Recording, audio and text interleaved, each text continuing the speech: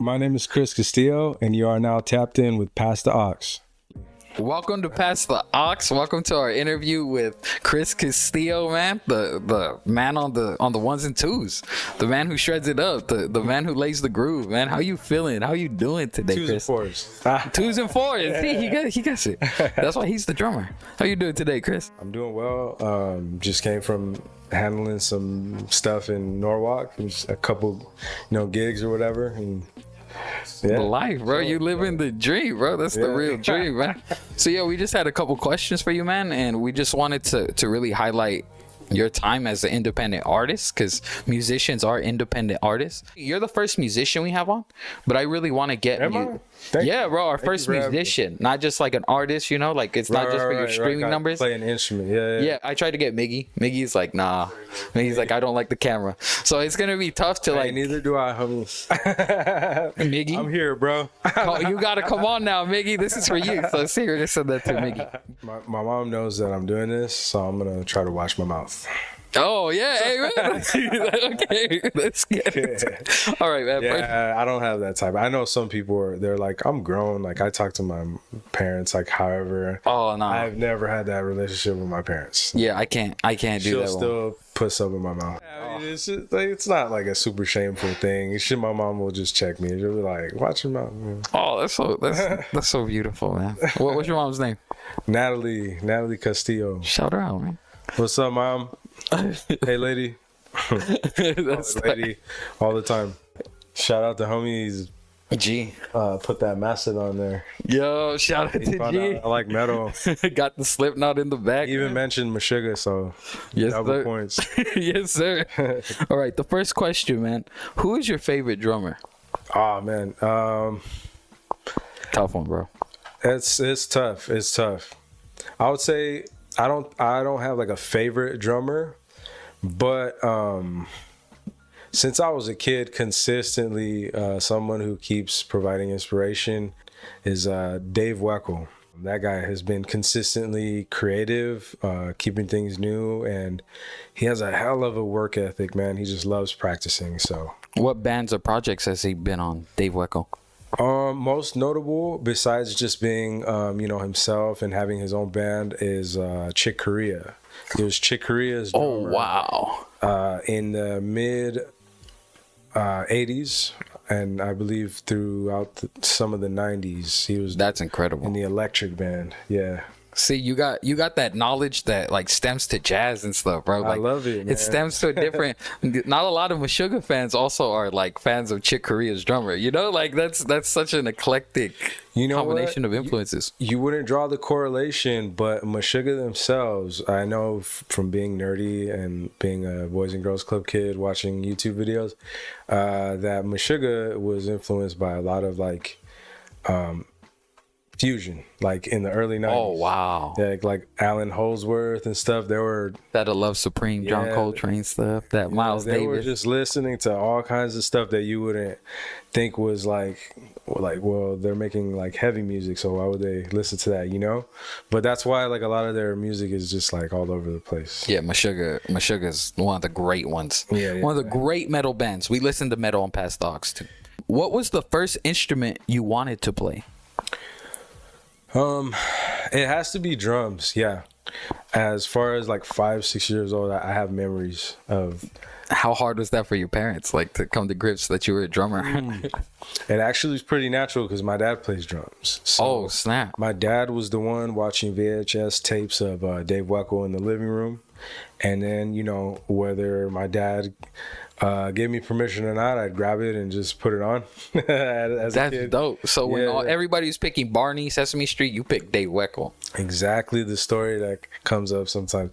But there was Barney too, and then my freaking older brother used to rag on me for that. Oh, watching Barney, I have memories of him making fun of me for that. But I was also watching a bunch of like drum videos. Yep. So you're a second generation drummer. Kind of, yeah. I really am, yeah. Is there any pressures that comes with that? Like with your dad being like, is your dad like dope? Does he have the work ethic that you put into it and stuff? Growing up when I was a kid, yeah, sometimes when I started to realize like who my dad was, because when you're a kid, your dad is your dad, you know what I mean? Yeah, it's just and then you start meeting random people, or like just for me it was in church because my dad cut a pretty well-known church record in the early 90s with someone named Marcos Witt. So I started meeting people who knew who he was from that record. So my dad no longer gigs. My dad didn't gig for maybe the last 15, 20 years of his life. When did you figure out you wanted to be a drummer? Again, like I was in the living room at 5, 6 years old, just watching videos. So At that young? yeah, I was just watching videos, and then we went to church, Latino Pentecostal church, and the youth pastor needed a drummer, and she was close with my mom, and then so she relayed the message, and then I don't remember how it happened, but I was just playing drums for kids at church. Oh. Yeah, for like 7 years old, 8 years old, like that. At what point did it start to cause jealousy amongst the other kids? Like when you realize, like, I do this, but the other kids are like, he does. Like they had to realize he does this. You know, did that ever happen? Nah, you know what? I never had, like, as a kid, I don't have no grandiose story where like another kid thought what I was doing was dope. I was always just kind of like quiet and weird. Yeah. Oh, okay. Yeah. We all, right? Like to this day. That's funny. No, that's an incredible thing. I feel like you have to be a little like, it's not weird, bro, but you have to be like used to isolation to really get good at drums and to really like harness that. Yeah, and really though, I don't have no like memory, like not one single memory of some kid being like, oh, that's cool. If anything, I have memories of kids coming up to the drums and like wanting to play the drums because of the drums, but it wasn't because like what I was doing was dope. I don't think I actually got any good at drums until maybe, I want to say I was like 13, 14. Okay. And then I started to take it more serious. So you weren't like a prodigy or anything? No, hell like that. no. I was trash. You know, bro, there's like 5-year-old drummers out here killing it, bro. Like I was there's trash. Like I could play enough to where my parents, I remember my dad going, oh, like, like he can follow like a beat, you know, he can do this. And he was kind of like, I never taught him to do this and that, because I would like, just from watching the same thing so many times, it starts to become like part of your brain, bro. Yep. What can you say about the musician's journey as far as mastering their instrument and improving in it? I would liken it to maybe like boxing, right? When you think about boxing, and shout out all the fighters, like the homie Angel. Man. Sir. Hey, what up, bro? What up, champ? Sparring, like, and training hard is not fun for everybody. Nope. So I guess it's not meant to be fun. Yeah, in a nutshell, I'll just say, like, you gotta love it, because there has to be that obsession part. Amen. Yeah. You gotta love the hard work. Yeah, you gotta love what you're doing, because if you love it, then it takes away that part of just like feeling like everything's a drag, you know? How much practice time is enough practice for aspiring musicians? Good question. At least a couple times a week, you know what I mean? Just dedicate a couple hours. Everybody is down to do so much, you know, playing PlayStation or whatever else.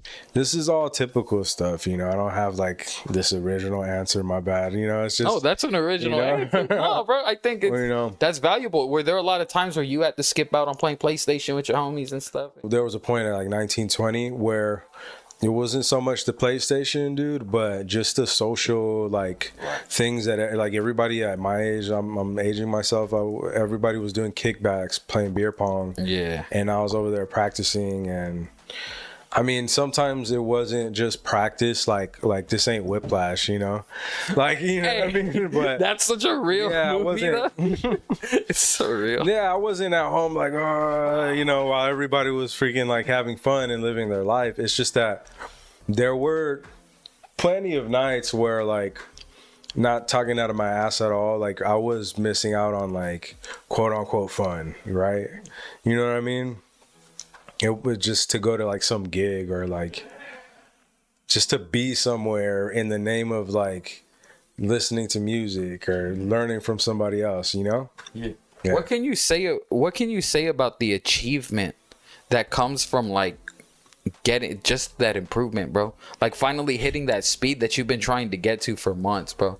Finally getting that lick down that you've been trying to that you haven't been able to nail, but now you finally got it. Not much, because once you get there, you're like tired of it. That's true.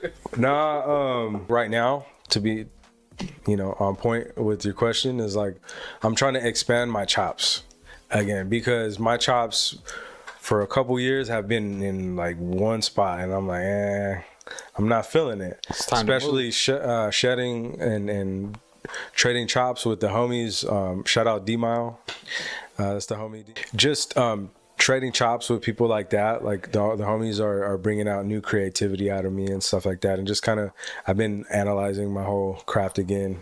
And every once in a while when you do that, it does bring a certain satisfaction, you know what I mean, as you can imagine, Yeah, man. Yeah. Who's one musician that had you in awe? Like, who is somebody that you gigged with who was like, they just had your jaw dropped, like, that I gigged with? Anyone, bro, like that you gigged with, that you learned with, that a teacher of yours, anything like that. The most recent one I would have to say is Andy Prado. Andy Prado is just an amazing drummer, man, and I took lessons with him a couple years back. He's the homie as well, but he's just somebody who's like, it's like that Kobe mentality, like he'll sit on the drums for hours just searching and trying to go over things, slowing them down, like very meticulously, and that inspired me to get even more like that. Not that I never was, but it definitely inspired me to step it up. So Andy Prado, okay, yeah, for sure. Andy Prado's dope. Okay, Mash is calling me. I want to leave him a message. I'm not gonna call. Shout out Mash. Shout out Mash. You're calling me right now, bro. Hey, what's up, Mash? We got the homie right here being interviewed right now. What up, fool? Shout out my niggas that passed the ox. I overslept like a bitch, bro. Fuck. Shout out you, Mash. Where was the location of your favorite gig? Oh shoot, my favorite gig. Okay, I'll just say favorite set of gigs. Okay. We were in Australia in 2019. That was dope. Okay. That was super dope. Experience of my life, because since I was a kid, I was all nerdy about like Australia and kangaroos. That set of like, we were on a 3-week tour of their like whole like coast or whatever. What about that gig specifically made it like your favorite, like memorable for you? Yeah, it was like a childhood thing. Since I was a kid, I just loved Australia. We were on tour out there, so everything was like very professional, backlined instruments, and pretty good treatment from everyone. So like for me, it was kind of like a level up for me personally, What music were you playing? Shout out the crew. I'm part of a nine-piece band. It's a tribute to Amy Winehouse. Oh, wow. It's called the Winehouse Experience. Shout out Mia. Thank you for having me. She has an incredible voice. Yeah, she's dope. What made it a level up? Forgive me for not knowing the names of like some of the venues, but we were in Sydney, Melbourne, Brisbane, Perth, what is it, Adelaide? Yeah, Australia, my bad. To all the Aussies. Like, what the fuck, mate? Yeah. Why do you think so many people expect musicians to take the starving artist route? It's a deep question. I guess just that whole like mentality of like, paying your dues, that whole thing. And I think some of us even believe that too. Like, you got to pay your dues. You got to pay your dues. I mean, I've paid a hell of a lot of dues, but like the older I get, bro, if I'm being honest, I believe in putting in the work. Yeah. But at what point do you stop like having this like lack of mentality about it, When are you owed? I think that's the point that we don't really understand is when am I owed some dues now? When are the favors supposed to be called in at this point? I feel what you're saying. Yeah, like not in an entitlement sense, just more so in a like, when is this when is there going to be something to show for all my work or something like that, right? Exactly. And for all the people, you know, like you get promises, you get connections, right? Oh yeah. At what point do the connections connect with me? Yeah. You know, at what point is a good time to call you where it's like we can focus on this thing that was just a dream at one point? What do you think it would take for somebody to reach that level up for like a young artist, going from a young artist to an experienced artist who's now ready to gig? What do you think it takes for somebody to get to that point? The practice thing, but also just intentionality. Know what you want to do. It's like if your thing is metal, then look up Meshuggah, and one of the best live acts ever, in my opinion, by the way. And you know, you just kind of that's Mastodon. Yeah, they're great as well. Super.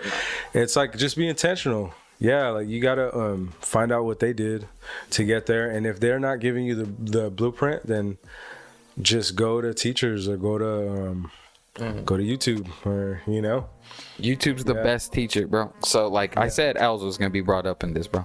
Yeah, Els literally told me, he's like, he literally said, like, if you want to get better at producing, you go to YouTube, you type in what's a limiter, and you'll learn what a limiter is now. And now you can, and he's like, YouTube's the greatest teacher in the world. It is. And I think that's such a gem that you put right there for all musicians, all artists.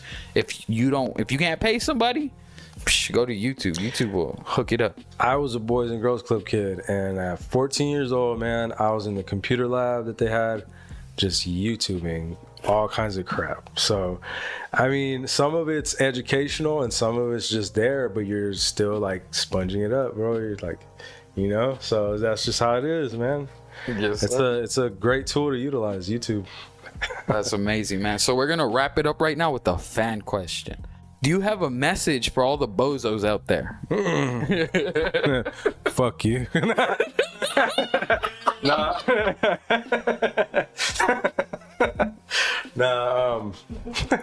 The bozos, dang, bro. All the people out there in bozo land doing their bozery, bro. The bozery. Yeah. You're a hoe. I can't find anything positives. There's nothing good to say to the bozos, bro. They're bozos. I get it. But hey, I like Keep doing what you're doing. Keep being a bozo. You're living up to the name, bozos. Keep being a bozo. But right there, Chris, I just want to thank you for coming through, bro. That's that right there. It's beautiful. Sorry, he tried not to cuss, Mom, but it is what it is. Again, this is Chris Castillo, and I think that's good. Clap it up. Hey, that's good. That was a good response to that question.